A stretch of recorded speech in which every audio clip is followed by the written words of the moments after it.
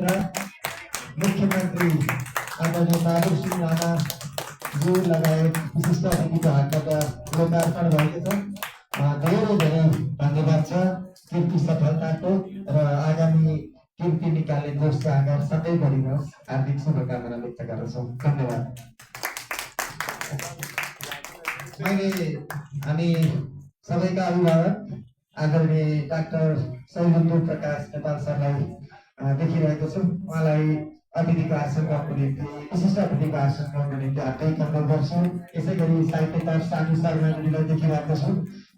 यसै गरी सरस्वती अरियालजीलाई देखिरहेको छु। पार्वती ढुङ्गेरज्यूलाई देखिरहेको छु। कमला सिंहलाज्यूलाई देखिरहेको छु।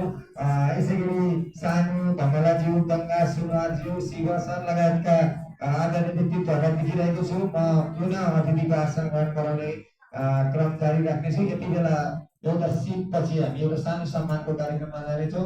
सिट प्रस्तुत गर्नको निम्ति म सत्यनारायण ढकालज्यूलाई हार्दिक अनुरोध गर्छु। विष्णु सर प्लिज अनि कुलबहादुर ढकाल सरलाई पनि प्लिज अगाडि बाध्यतामा साथ दिनको निम्ति हार्दिक अनुरोध गर्छु।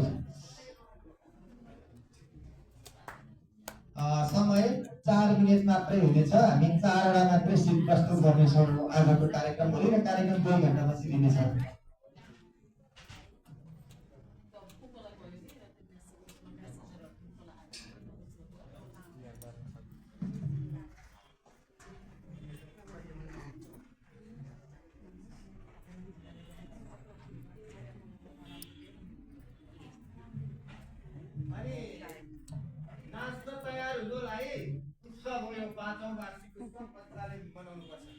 हजुर सम्पूर्णमा नमस्कार। जय सर्वेश्वर। म सत्यनारायण ढकाल।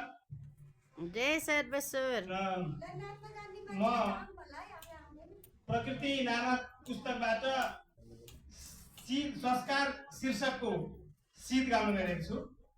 वारी जमाना पारी जमाना भन्ने भाकामा